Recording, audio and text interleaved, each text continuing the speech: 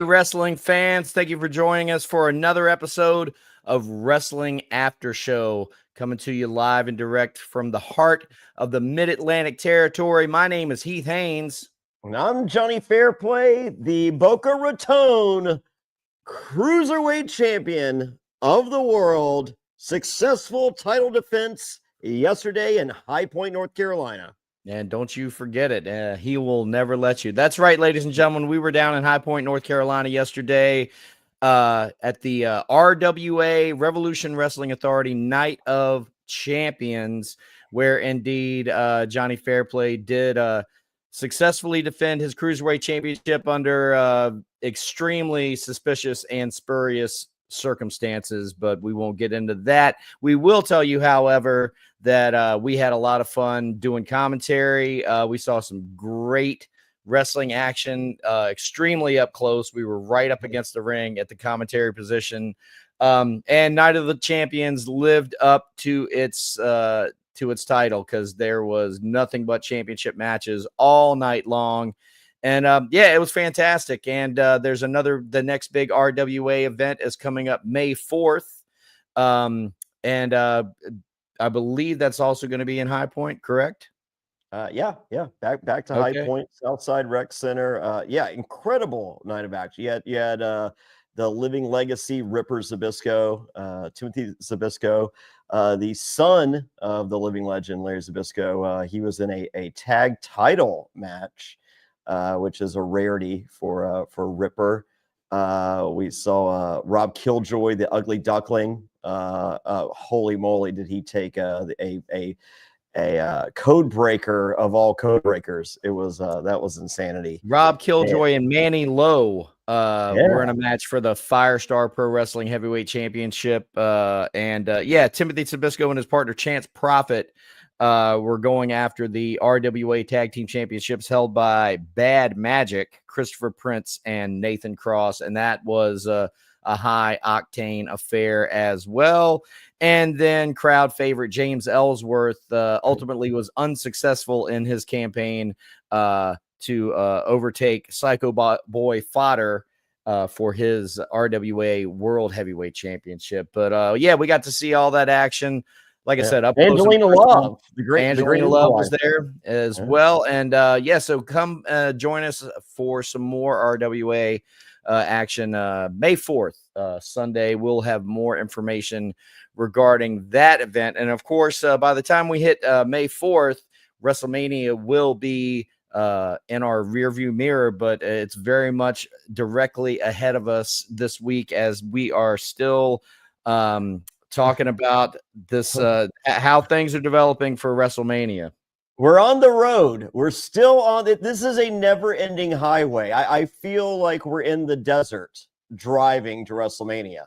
It's been interesting this week because things keep popping up on social media in various timelines about this happened at WrestleMania like 10 years ago today or 5 years ago today. And it's like, so this is historically when WrestleMania has been held, and we're still 3 weeks away. So I think maybe if they want to do it a little bit later in the year, maybe that might still work, but a little bit sooner than April 20th, maybe a weekend or two. It'd be nice if we were a week out at this point. I think this could be easily resolved. I think we need our January pay-per-view. I think needs to be a day one pay-per-view. You know, whether it's the first of the year, who cares? It's day one PLE calendar wise. Mm-hmm. And that's your January PLE.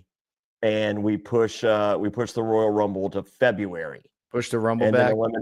And then Elimination Chamber March. Because the whole thing is, Nick Khan explained, they don't want to run against the Final Four. Right. Which has happened in the past. That makes sense. And it's smart. I hadn't heard that explanation before. Yeah, why do you want to run against the Final Four? I mean, it's an American institution, and you're trying to say that WrestleMania is an American institution or a worldwide institution. Yeah. So it's just like, okay, well, they're not moving the Final Four.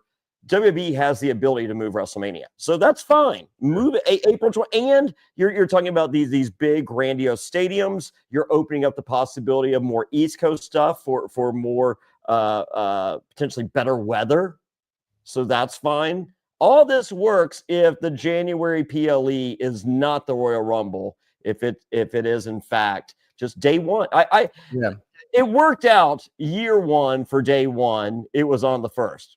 Stars aligned. Congratulations. Right. But I'm not sitting here going, well, it can't be day one if it's on the 12th. Mm-hmm. It's day one in the PLE calendar year.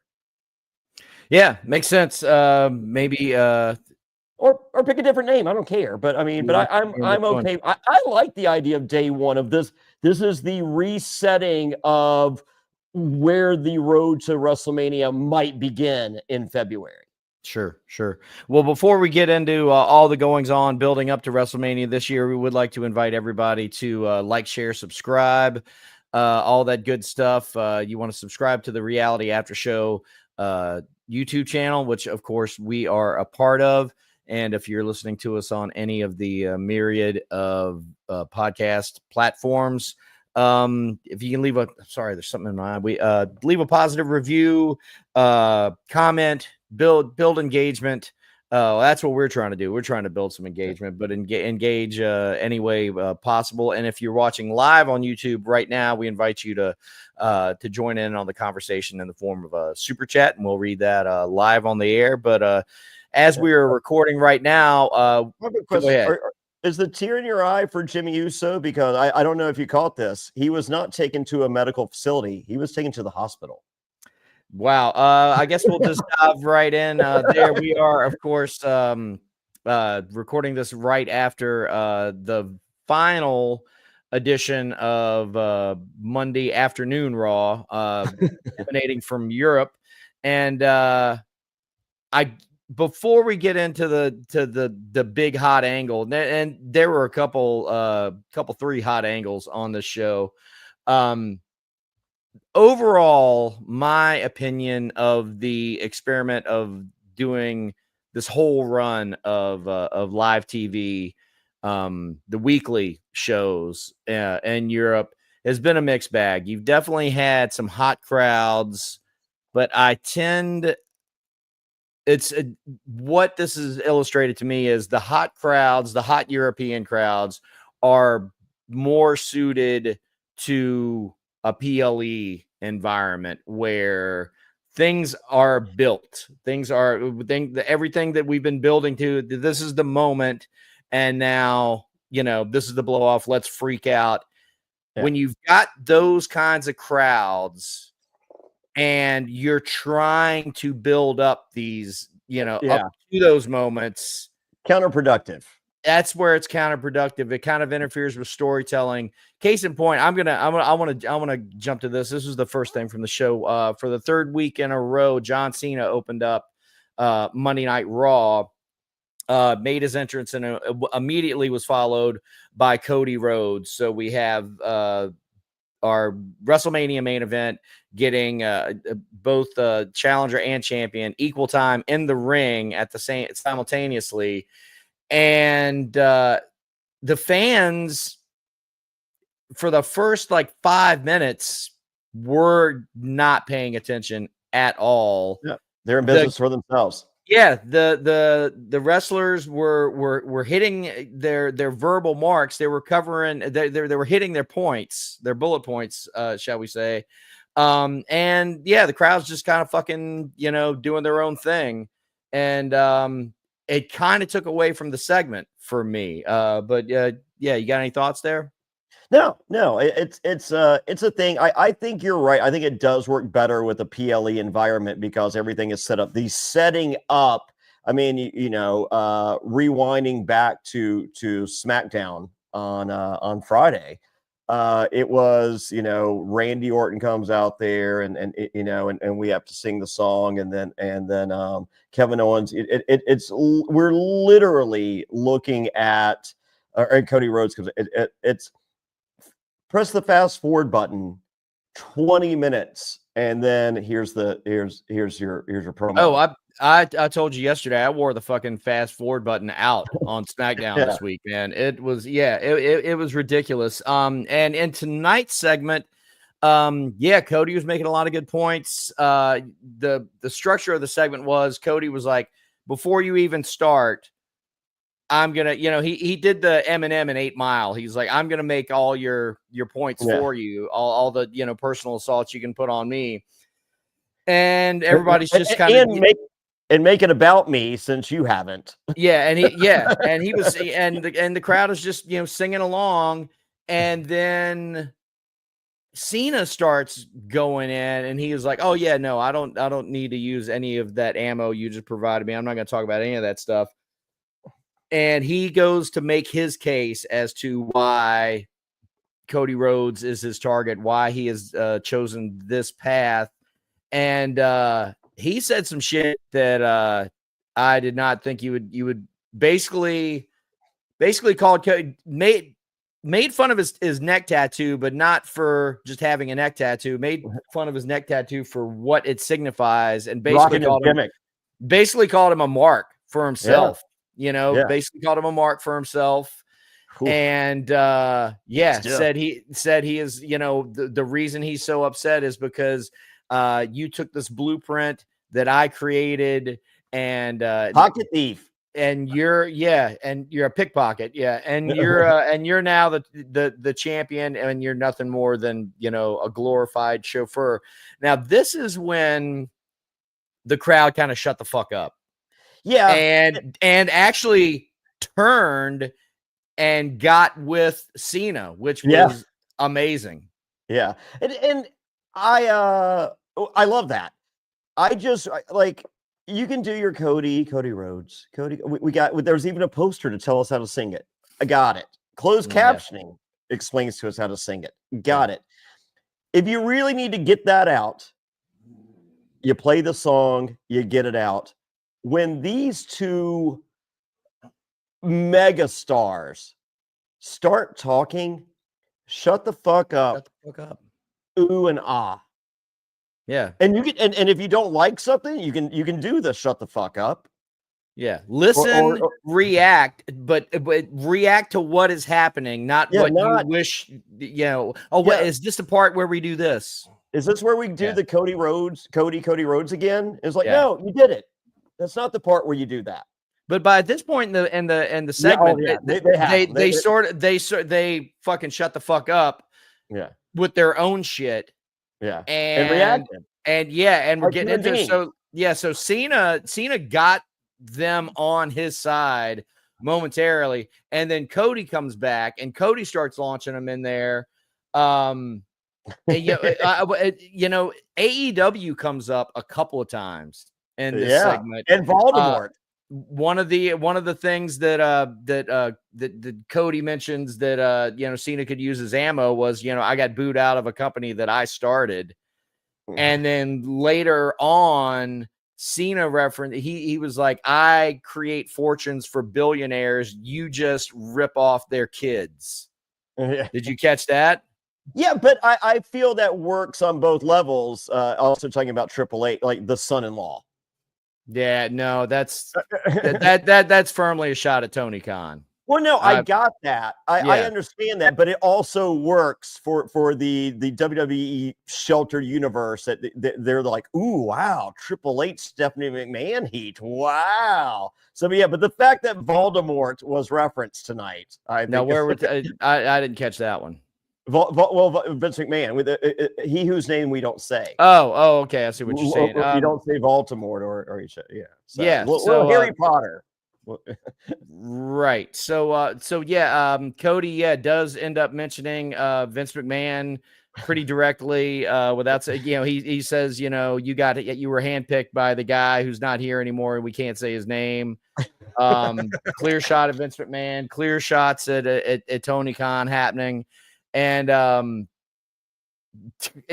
as the tide turned and Cody got everybody back on his side. Yeah. And then we ended up the segment with a little physicality, which I could have done without. And I think I would have been fine with another if Cena had just walked away. Because what ended up happening is they square off, a little scuffle, and then Cena gets put in the crossroads, and then he's fucking dead. Yeah. A little bit oversold. Yeah.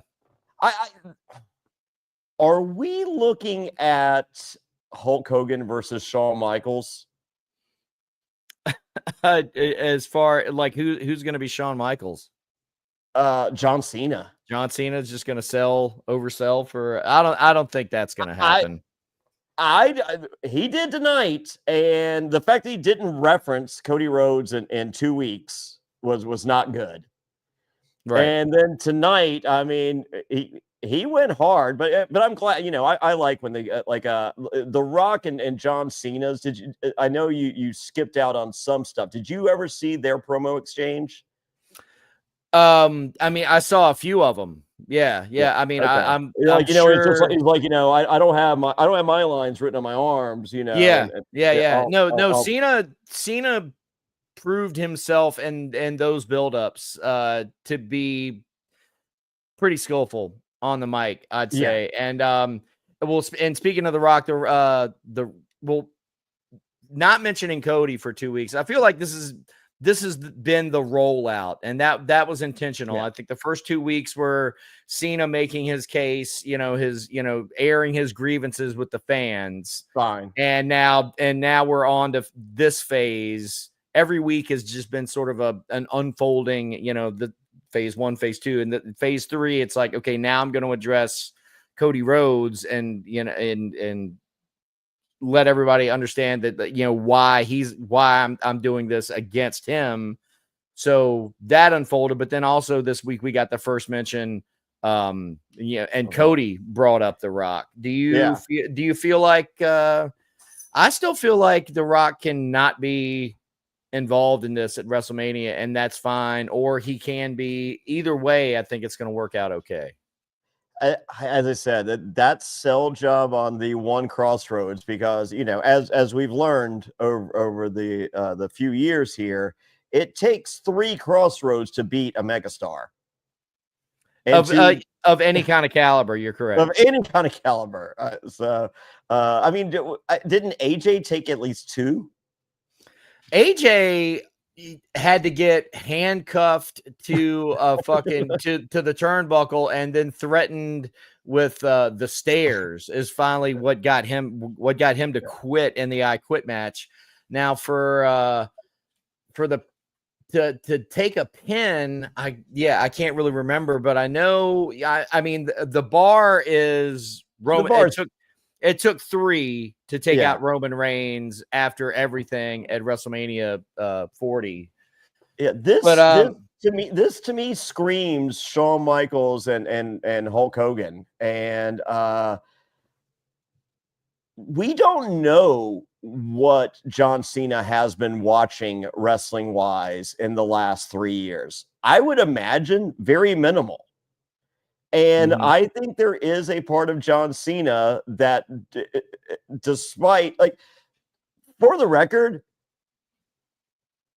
Cody Rhodes is a million times more successful champion than John Cena ever was. By what standards would you say that? By the gate, they're the most important thing. Okay, financially. All right. That's, I mean, right? Yeah, you didn't say that. You just said successful as a champion. You can have a lot of measuring sticks. But I mean, I mean, they are making record-breaking money. Yeah, for sure.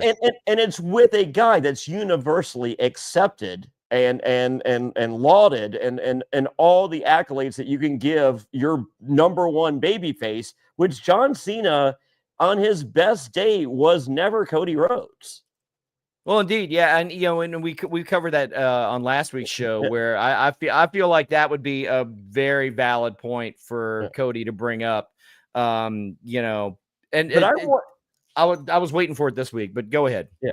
But I'm wondering if John Cena has watched wrestling in the last 3 years and has any clue that it's just like, no, this guy's good. Like, I mean, like real good. Like this is kind of what you wanted to be. Like, I don't know that he knows that. There might be a part of John Cena that's just like, this is the fucking guy that drove why I fucking crushed a case of natural light. Holy shit. You all right? Sorry, that was Sapphire losing her shit. Yeah, go ahead, make some more points. I got to reconnect some shit. Sorry. Yeah, no problem. So no, is it a case of John Cena has no clue how big a superstar that Cody Rhodes is, or B, is it a case of he's real life jealous? So because we saw when personal matters can come into play, a la Hulk Hogan, Shawn Michaels. One guy can do whatever the fuck he wants to do in a match, and that's the match. Yeah, John Cena learned Mandarin at one point because they were going to possibly expand into China, start doing some stuff over there, which never happened. No. That doesn't change the fact that John Cena learned Mandarin. Yes. John Cena is in the WrestleMania main event for the first time in several years at a level that he has not been in several years. Sitting on the front row drinking a beer. So I would say that you take the same characteristics of the performer that learned Mandarin ultimately to no end. If he's in the main event of WrestleMania, I can guarantee you that he has watched every bit of footage he can on his opponent. So I hope so. I hope you're right. I think if you wanted to apply the logic of learning Chinese to this version of John Cena, I think he would be very well researched to answer your question. Is very well aware of every achievement that his opponent has successfully attained. But as Wade Keller has mentioned on the Pro Wrestling Torch podcast and the Wade Keller podcast, of course, John Cena is not known for a high wrestling IQ. Okay. So yes, business-wise is the smart move to learn Mandarin, yes. But John Cena is not the learning tree. No one's going, oh my God, like Arn Anderson was the brains behind his matches when he was the guy. It wasn't John Cena going, hey, we're doing this. It was Arn Anderson going, here's the perfect John Cena match that if I were John Cena, this would be my match. Yeah, but what are you talking about now? I mean, because you're talking about. Well, you're saying this guy's going to do the homework and he's going to do it. It's just like, you're saying that based on what he does business-wise. Business-wise is learning Mandarin. Wrestling-wise is watching Cody Rhodes footage.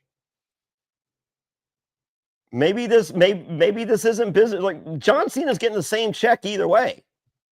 Okay. So no, I hope you're right. I would love to see a heel John Cena that I wished for, prayed for, envisioned for years, taking it beyond, like saying, on my way out the door, I'm going to give you guys one of the greatest matches you've ever seen. I would love to see that, but there's no guarantee of that. So, I mean, like Brock Lesnar versus John Cena. I was just like, this is one of the best matches of it. It's in my top 10 matches of all time. John Cena versus CM Punk, one of the best matches of all time.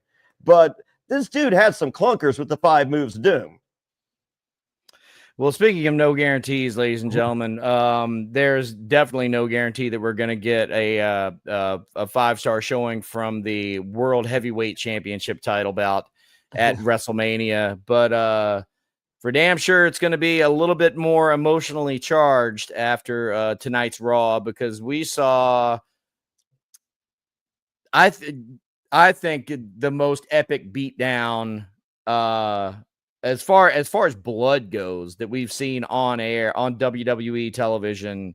I think this far surpasses anything that The Rock did to Cody last year in the WrestleMania build. Gunther maniacally took apart Jimmy Uso tonight, and it kind of makes the slap from last week make a little bit more sense, because it's like, because they knew that, okay, this is what we're going to end up doing. Yeah. So in order to justify what I'm going to do to you, you have to really, this slap has to be really good, because that slap last week was impressive. But yeah, this week, I mean, the match was whatever. The beatdown starts up. Here comes Jimmy. Here comes Jay for the save.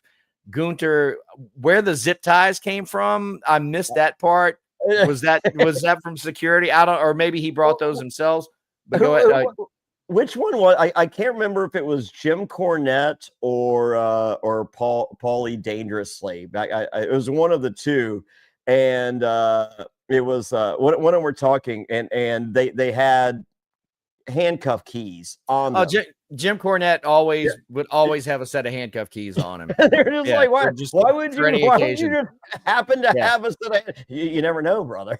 so Jay gets zip tied, and not really in the corner, just to the rope. But he's sort of confined, but he ends up confining himself to the corner, which I thought was a little funny. But then there's all this air in the segment where like nothing is really going on, and I'm like, what? It's like I don't know. It's what's happening. And what was happening was Jimmy Uso was under the ring doing the mother of all fucking blade jobs, because he comes up and he's already gushing, and it just keeps coming and keeps coming. And then Gunther gets it all over himself. Oh yeah. Just from the sleeper, but then he starts wiping it on him, and it's on his fucking face, and it's just it was gnarly. So all of that aside, though, like, does this make us care any more than we were before? I don't know the answer to that, but storyline wise, it definitely gives. And I keep going back to this, Fairplay. Like, this would be the moment where fucking Jey Uso needs to be like, you know what? I got to take this guy seriously. It's time to fucking go learn a new hold. I need to go to Samoa. Yeah. So, well, the last time we saw anything remotely close to this was Bad Blood, CM Punk, and Drew McIntyre. Yeah, but that was not free TV. Yeah, exactly. Yeah. So this has been so the Cody Rhodes thing was good, and it worked. I love the Cody Rhodes thing last WrestleMania with The Rock and the Mama Rhodes of it all. Yeah. But no, this was effective. I'm a fan of Jey Uso. So I'm a huge fan of Gunther. Like I'm sitting there as a person who likes bad guys. I'm like, this fucking ruled. I loved it. Like kick Dusty's ass. Yeah. When the Four Horsemen would just beat the shit out of Dusty Rhodes, I'm like, this is great. So there's a part of me that likes that, but at the same time, I'm older and wiser, and I guess just falling apart as far as maintaining those villainous standards that held so near and dear. If you're a little Jey Uso fan, and there's plenty older ones, but there's a lot of younger ones. This was a lot, and that's good. That this I don't need Slippin' Jimmy and Slippin' Jay or what that's not the story I need going into WrestleMania. It's just is he not gonna fall during the match? Okay, like that's what we're rooting for. So no, this made it real. I want this has to be followed by the promo. Jay, not only is that his twin brother, that's him. He sees himself. This is an instance where they really, if you think about it, have really capitalized on the fact that you have twin brothers. They capitalize on the fact that one of the protagonists in this story has a twin brother, a proxy, if you will, somebody that we can damage physically to this point that's not the actual guy in the match, but the image ends up being so similar, you can easily, transpose Jay into that position, which is super effective. Something that was never done with, say, the Batten twins in Central States, or I mean, the closest thing you could come is to like, the Von Erichs, even though they weren't twins, but one of them would get righteously pissed about, one of the other ones getting hurt. Yeah, you beat up Kevin and Carrie's there, or whatever. Even the cousin that wasn't a cousin. And an absence of the going away to the island to learn a new hold. This was the turn that needed to happen on this road to this match, because you're right. The Slippin' Jimmy and Slippin' Jay story was not doing it. We'll see what happens, but as far as like a promo from Jay, but I think the other purpose that this piece of business served was really showing an evil, malevolent side of Gunther. I think a lot of times the Gunther character gets too wrapped up with the ring is sacred or the mat is sacred, the ring general, it's all about, wrestling, the sport of wrestling. And almost happy-go-lucky put in there a little bit too, and it's just like, you're not happy-go-lucky. You're fucking, Well, it's just kind of last week he'll work that in. He's like, when Jimmy challenged him last week, he was going to laugh it off. So he laughs off a lot of stuff. That's that's sort of laughing Gunther thing. But no, this was 100% just evil. And he illustrated a vicious side of him that we haven't seen in a long time. And we also said this last week. I mean, for me, Gunther has suffered ever since he did the job for Cody and Saudi.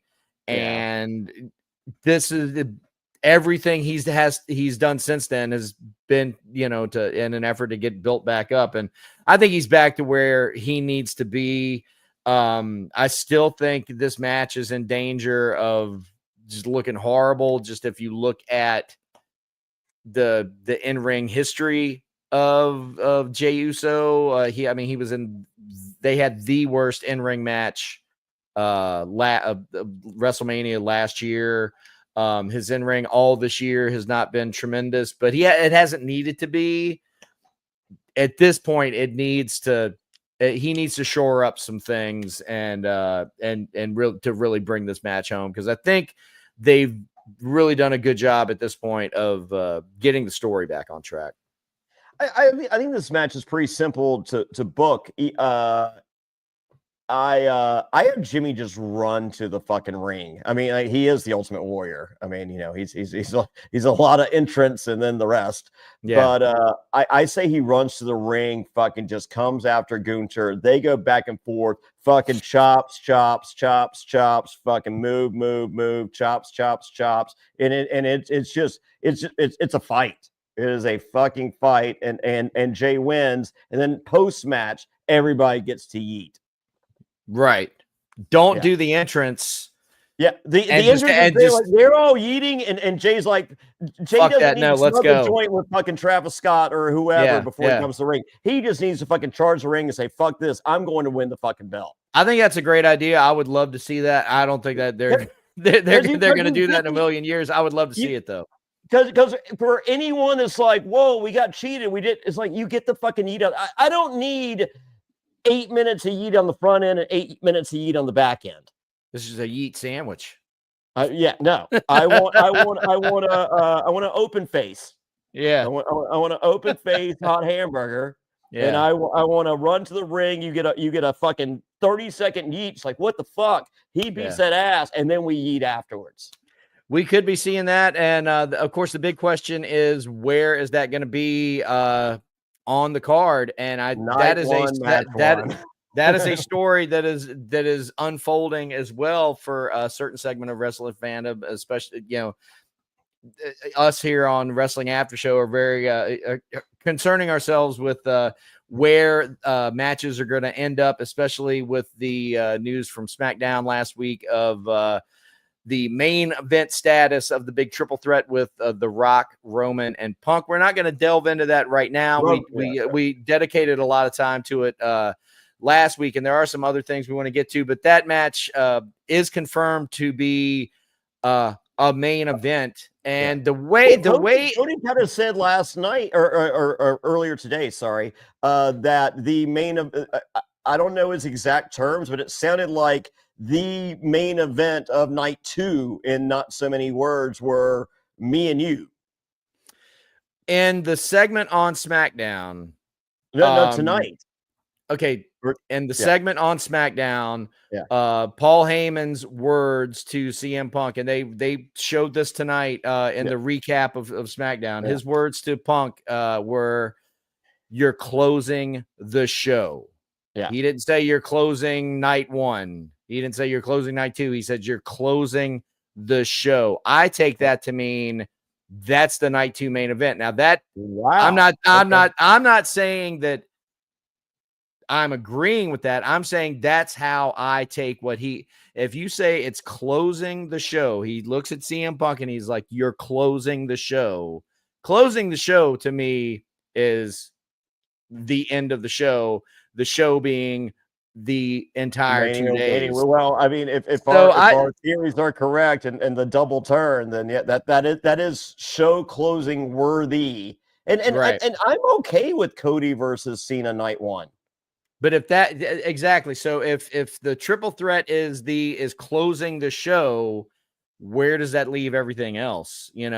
Specifically Cena and Cody. Maybe night 1. I don't know. There's a lot of questions as far as the rundown, and they have a lot of different avenues to pursue. We have been talking about also real quick. If they go with my idea of, Jay storms the ring, we had 30-minute yeet session. The match is fast and brutal. Jay wins. We get the 8-minute yeet session. That's a lot easier on match 2 than 2 8-minute yeet sessions. We'll see. I think if they want to do a jump start on that match, and make that. I mean, last year that championship was defended in night 1, not night 2, match 1. So I could see it in that same slot again this year, and just kind of jumpstart the night.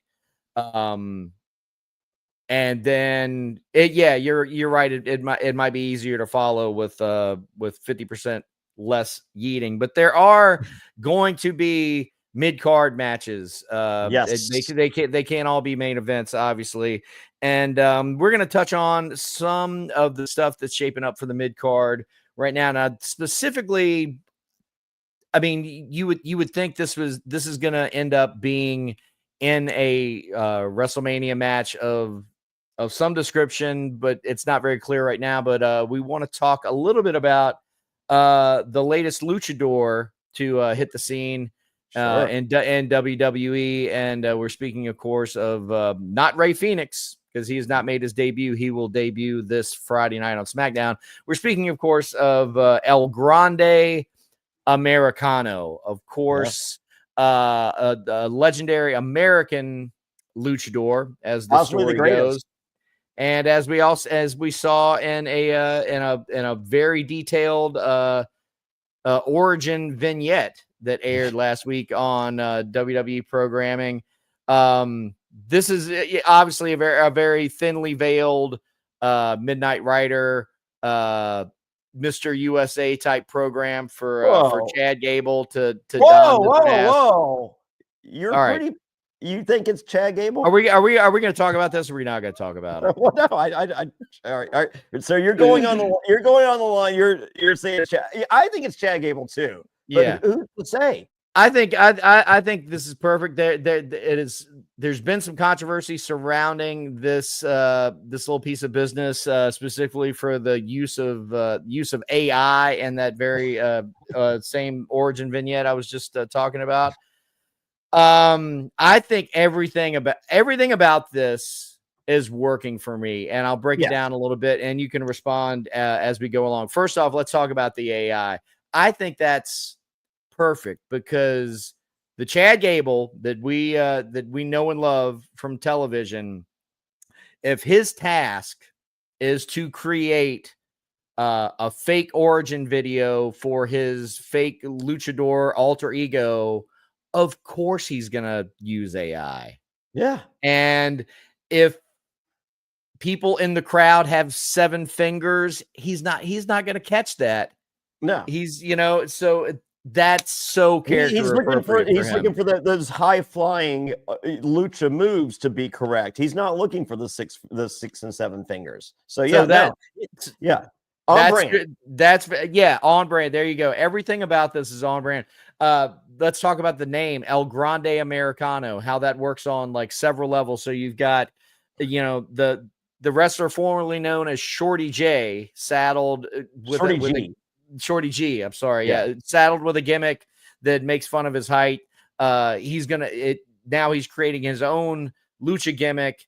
Of course. The opposite. El Grande, the big is going to be in there.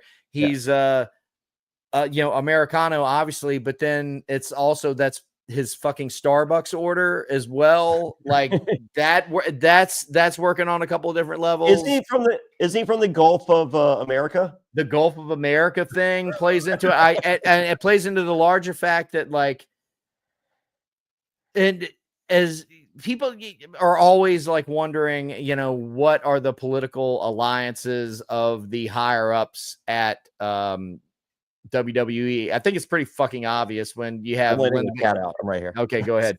When former WWE figure Linda McMahon is the Secretary of Education now, Triple H is sitting behind her in her confirmation hearing, and then the president is WWE Hall of Famer.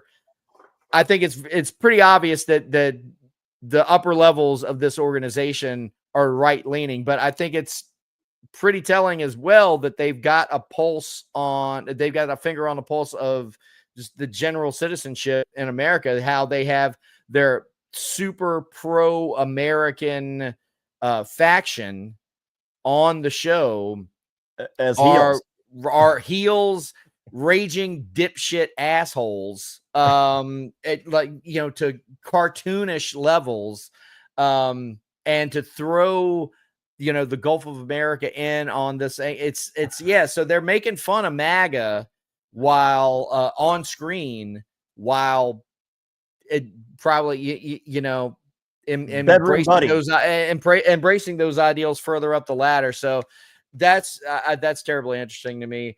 But everything about this is working. He pulled the ultimate dick lucha move by ripping off Dragon Lee's mask in the match last week.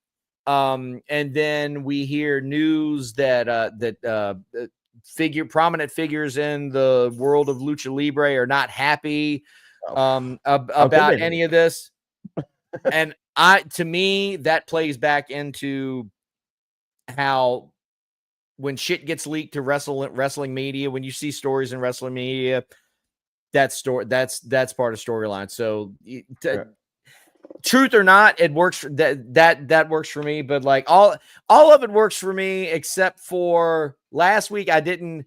The playing sick was a little cheesy for me, but then this week it paid off where he shows up with a doctor's note and it's like, okay, well then Chad Gable, you're not going to be able to wrestle next week, but I'm sure we will find a match for El Grande Americano in your hometown of Minneapolis, Minnesota. But anyway, I mean, yeah, all of El Grande Americano is working on all levels for me.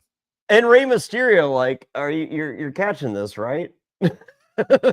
Yeah, like you are So like Rey Mysterio playing the straight man is beautiful in this, because Yeah. it's just, here's the vignette. What the fuck was that? Like, that's Yeah. Oh, I see what. Yeah. That would. Yeah. And the reaction. That was perfect last week. Where like, because we're just watching the show, and this vignette happens, and then as it comes to a close, you see that Rey Mysterio has been watching it on a monitor, and he's just like, what the fuck, and I don't know. He's the latest guy we signed. Yeah. Wow.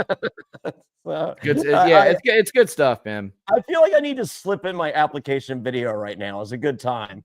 If Adam Pearce or I really don't feel like they're reviewing these videos too closely. Yeah, right. They're not. Yeah, not keeping a close look on what's making air. Well, I am the Boca Raton Cruiserweight champion. Oh, no way! When did you win that? That's wild. I could tell you all about it. You probably could.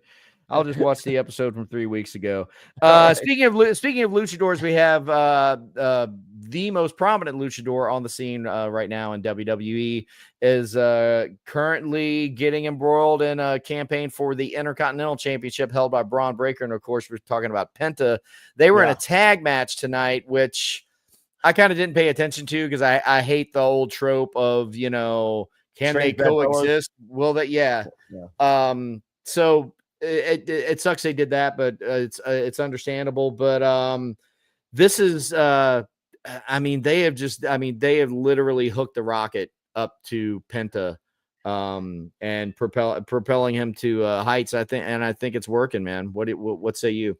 All right, so we do not have an IC match announced yet for Mania, correct? No, officially. We don't. Yeah, it is not Adam Pearce. It is official. Call me crazy. I think we're getting a fatal 4-way. I think it's Dom, Finn, Penta, and Braun. Okay. Can you live? I mean, here's the deal. Finn Balor is an amazing wrestler. Okay, Finn Balor in any other incarnation of WWE. I mean, they are stacked. This is the most stacked WWE has ever been talent-wise. Ever. True. They got the flipping guys, they got the body guys, they got the story guys, they got the fate. They have it all. Yeah. Never in the history of WWE have they been this stacked. Finn Balor in any other incarnation, it's just like, oh my God, this guy is in the top 4 matches on Mania. For sure. Could be. Okay. So I have a place for Finn Balor on WrestleMania. Dominic Mysterio is the greatest at what he does on a weekly basis, possibly better than anyone else on this roster. So, is he the greatest wrestler? From his girlfriend. That's aside from his girlfriend, because she's amazing. But go ahead. Yeah. So now she won both of us over. Holy moly, kudos, Liv Morgan. She's winning. She's won Cornette over at this point, and Brian Last. Like she's like. And all you really have to do is, ask yourself a couple of questions. Is like, do I like wrestling? Yeah, I like wrestling. And then just watch Liv Morgan and see what she does week in, week out. And it's like you got to recognize that. Same thing that brought me around on Chelsea Green. And it's the same but different. But you got to have a place for Finn Balor on this card. I don't know that a 4-way. For this belt, but go ahead. I think the gimmick is because we see the weekly friction with the Judgment Day. This has been an ongoing storyline for 2.5 years at this point. I think that Dom gets Finn Balor booked in a WrestleMania match. But the only caveat was Dom's in it too. Right. I see Dom and Finn eventually coming to a match. I don't see it in the form of a 4-way for the IC belt. I think they're gonna do Penta and I would love that. And Braun just do that singles, and then do Dom and Finn singles as well. But for like battling for the sole leadership and control of the Judgment Day. And then Liv's like, well, I'm the leader, so it doesn't matter. Yeah, I mean, something there, but obviously Judgment Day is folded into that Intercontinental title scene. Yeah. So I think you're right in thinking it's all going to be involved, but now we're running into that thing where it's just like, just in order to get everybody on the card, we're going to have a bunch of fucking multi-person matches. I'll allow it on this one because we can follow it Backlash. If we have Braun versus Penta 1-on-1, I'm more than okay with that. And then and then whatever Dom and Finn they can do on Monday Night Raw, or they can do at Backlash as well independently. So I think whatever ends up happening is kind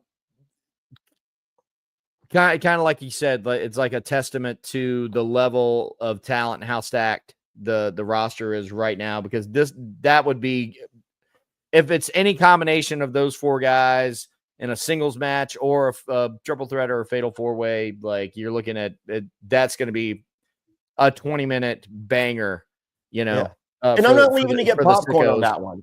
You're literally analyzing this card. Like, when can I go pee? When can I, when can I go? When can I talk? When can I, this match is, I think a match where a lot of people, your casuals, but when Bud the Lawyer's over here, he's like, he's like, that guy Penta, that guy's cool. Braun Breaker, oh my God, I want to watch him run through somebody. Finn Balor, wow, he's just a great wrestler. I want to watch Dom get his ass kicked. Yeah. If you watch this show at all, any of the stuff that we end up not discussing on any given week, that's probably going to be the stuff that you can get up and go get popcorn during WrestleMania. But moving over to SmackDown, the SmackDown side of things, and their sort of mid-card championship scene. Of course, LA Knight reclaimed the title from Shinsuke Nakamura a few weeks ago, beginning his second reign, and we've had Braun Strowman and Jacob Fatu sort of jockeying back and forth in contendership, getting involved in that scene. And then you have, of course, the ongoing question of like, what the fuck is going on with the new bloodline.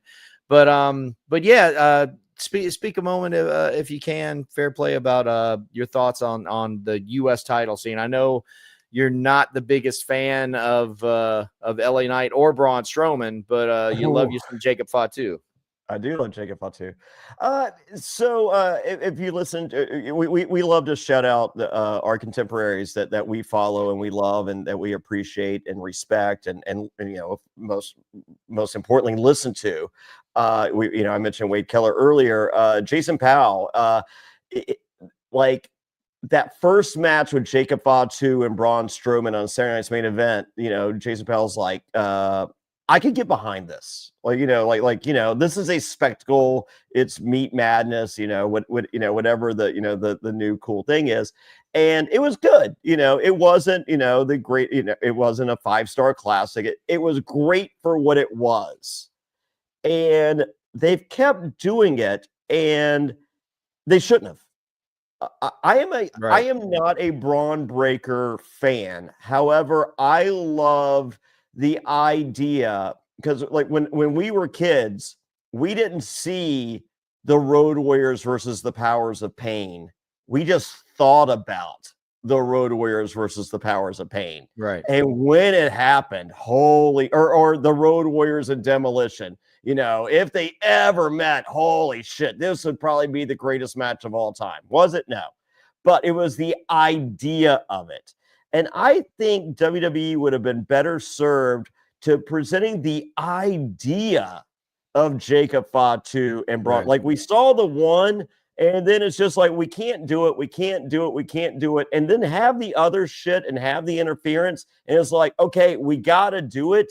And then the match is what it is, but it ends in a spectacle. They go outside. There's a tractor trailer that gets pushed on top of somebody, whatever. Kids love that shit. You sell the tractor trailer. Yeah. Indeed. That's the gimmick. Yeah. And that works for Bronson Reed. I'm sorry, I was get my bronze correct. Braun Strowman. Yeah, so many bronze. Well, I was thinking about, when he was in that program with Bronson Reed, and that's, they were having the big meat slapping men matches. But the moments that you end up remembering are, out in the parking lot, fucking jumping off the thing onto the, dudes on a car. Stuff like that. Now, going back, refresh my memory. These two had a match on Saturday night's main event. Was that the first match that they had? I'm not one to ask. If memory serves correct, and that's shout out to Jason Powell. He remembers nothing, just like I do, and we both cover the subject of professional wrestling. Yeah. Did it happen this week or last week? Because I had trouble last week. Or it happened 10 years ago. I'll remember that. Or 50 years ago. I'll remember that shit. But if it happened like a month ago, forget about it. I just remember that if it was the Saturday night's main event match, where Braun received, quite a beatdown. He just kept doing the and they were chanting Jacob. Well, he was doing the splashes. Yeah. And the Samoan, I call the Samoan butt blast. I think they call it the hip attack. Sure. But yes, it's funny that because they've gotten better lately of like completely decimating somebody on camera to where psychologically you're like, okay, well now that's done. They can move on. It's like, no, it's not done. We're just gonna, let it cool off for a couple weeks and then we're gonna do it again. Yeah. And that to me is kind of what they've done with Strowman and Fatu, but now you have, LA Knight is a part of the action. So I don't know. How do you see this? Do you see this unfolding as another multi-man affair? Perhaps? No, this one I would not go multi-man. Well, number one, I don't like Braun Strowman, but number two, I like he's had. I don't need. Even if I liked Braun Strowman is not necessary to WrestleMania. So I do the last man standing match between Jacob Fatu and Braun Strowman, and Jacob Fatu wins with, as I said, pushing over a tractor trailer, whatever new toy. I say a tour bus, one of those WB tour bus that like that's it's on its last leg. It doesn't look as shiny as the ones beside it. He pushes that over on him. Yeah. It's just like, oh my God, can you believe it? And Braun Strowman's out of WrestleMania. Jacob Fatu is there. And then the story is Jacob Fatu and LA Knight, but then it's the bloodline. Okay. So because obviously they've been teasing the friction. They keep saying last man standing. They're working it into the promos. A little over foreshadowing. Right, and they've been teasing the friction between Fatu and Solo Sikoa. Yeah. So that you gotta think that's gonna come into play. Now that to me seems like, because I don't know if that meat is still going to be on the bone with Strowman, because that does feel like that's sort of peaked at this point. But what has not peaked is the Fatu Solo action, and I think they could heat that up in these next 2-3 weeks, and we could see that at WrestleMania. No. Braun Strowman's taken out by the tractor trailer or whatever gimmick you do. It's Jacob Fatu versus LA Knight. Solo keeps interfering, to help, Jacob Fatu, but is he really, whatever? And it comes to a head. Solo costs the match for Jacob Fatu to LA Knight. LA Knight wins, and Jacob Fatu, he's hit his limit. He beats up Solo, and then we're off to the races with that Solo Jacob Fatu thing moving forward. Yeah, I can see all of that happening before. I can see all of that happening before Mania, and having the Solo Fatu at. I think that's more worthy than some sort of. The Strowman Fatu thing, I think, is kind of played out at this point. Next week. And are they wrestling again next week? Well, is that what's happening? Well, they keep saying the word last man. So I think we're jumping. I think we're going to jump into that either this week or next week, and then the winner gets LA Knight, and LA Knight, squeaks out a win because Solo fucks up Jacob Batu and Jacob. Yeah, do all that on SmackDown, and then make the WrestleMania match Solo and No, Fatu. we gotta have something for Backlash. Come on, it's fine. I don't think there's give your boy LA Knight a WrestleMania win over Jacob Fatu. There's no shortage of stuff. Well, again, what are we looking at? I mean, LA Knight and Jacob Fatu, they can get that personal enough, I guess, to matter, because at this point, it's just like a number one contender getting a title shot. That seems like a SmackDown main event to me. That doesn't seem like a WrestleMania match. Whereas Fatu and Solo with a personal grudge on the line, that seems like more of a WrestleMania thing for me. But that's sort of our take on what's going on with not all of the rest of the stuff, because we could spend another hour talking about the Naomi Jade Cargill situation. We could talk about what we think about the Secret Hervis. Of course, backing up Chelsea Green lately. We could talk about whatever the mess you want to comment on with the SmackDown tag team title scene.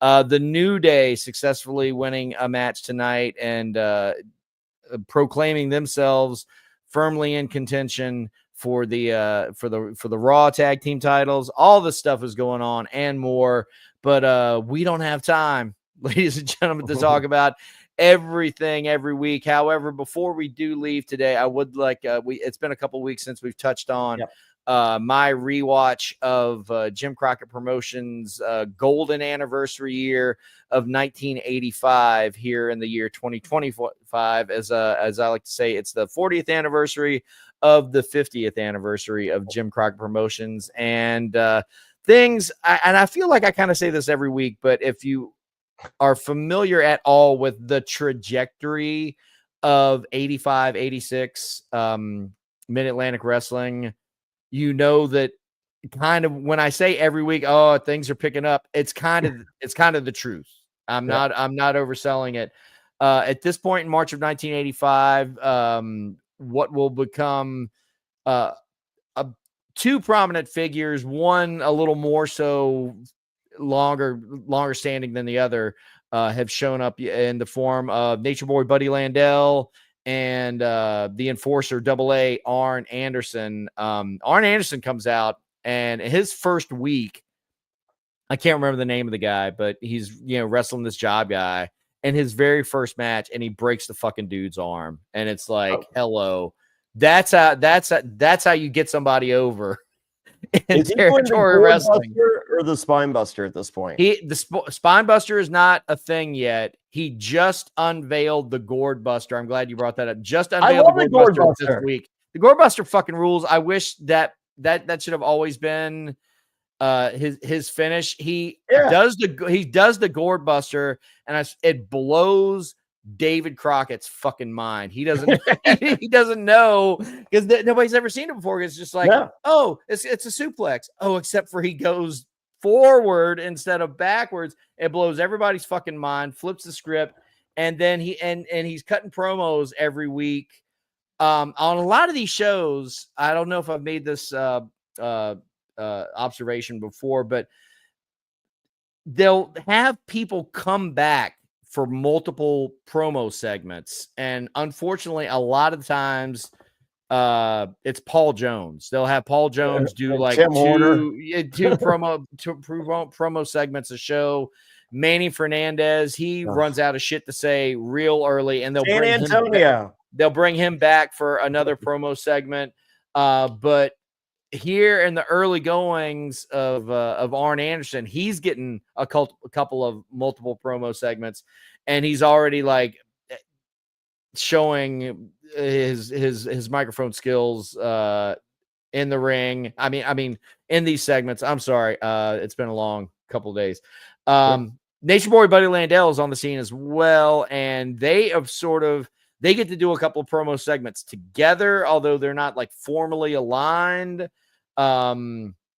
but it's interesting because, of course, they are making a lot of the fact that that Arn and Ole Anderson are related, but they're not talking about the relationship between the Andersons and Ric Flair yet. Yeah. So that's why it's kind of okay for Buddy Landell and Arn Anderson to be hanging out together. But that stuff is happening. Wahoo McDaniel's campaign for the World Heavyweight Championship is kind of winding down, and real soon I think he is not going to be able to run for Magnum TA any longer. Magnum TA is finally going to get his shot for the U.S. Heavyweight Championship. Ric Flair's still a babyface. The Russians are the 6-man tag team champions. Dusty Rhodes and Manny Fernandez are still the world tag team champions, and they are never on screen at the same time. And they never defend the titles. I think, I think Dusty Rhodes either has captured the World Television Championship at this point, or he is getting ready to. And Avalanche Buzz Tyler is your new Mid-Atlantic heavyweight champion, having defeated Cowboy Ron Bass, or as fucking Johnny Weaver referred to him recently. He was in tag team action with his partner, Black Bart. So you have Cowboy Ron Bass and Black Bart. And Johnny Weaver said, what did he say? I think he said Cowbart Black Bass is how he just Cowbart Black Bass. Johnny Weaver continues to be a fucking menace. And he's the Booker T of his time. Oh my God. And he makes Bob Caudle look like Gordon Soley by comparison. David Crockett is endearing on the commentary. Look at him. And Tony Schiavone's fucking great, man. But yeah, Johnny Weaver is a fucking menace and hard to listen to. But I'm really enjoying this journey back through the annals of Mid-Atlantic wrestling, which is of course the wrestling that you and I both fell in love with as kids, and to me remains the standard by which all good wrestling should be measured. There we go. So there it is. Well, what do you think? Yeah. So we did it. We did. Heath, where can everybody find you on the socials? Oh, if I do anything at all, I post on Instagram, and it's usually pictures of my dog. So there you go. At Heath Haynes. At Heath Haynes DJ, as you see on the screen on Instagram. Yeah, and I'm at Jonny Fairplay. Check out WrestlingAfterShow.com, RealityAfterShow.com, the brand new website dedicated to all things concerning this podcast network. JonnyFairplay.com. No H in Johnny. At Jonny Fairplay on the Insta and the X. At Fairplay Talk on the Talk. And so with that, please, everybody, click that subscribe, share, and most importantly, comment button. Leave a comment. We love them. Heath will absolutely read them. I will not, but it controls the algorithm. And that is the most important thing in the world of podcasting, is controlling that precious, precious algorithm and getting neck tattoos. So with that, he's Heath Haynes. I'm Jonny Fairplay. Goodbye, everybody.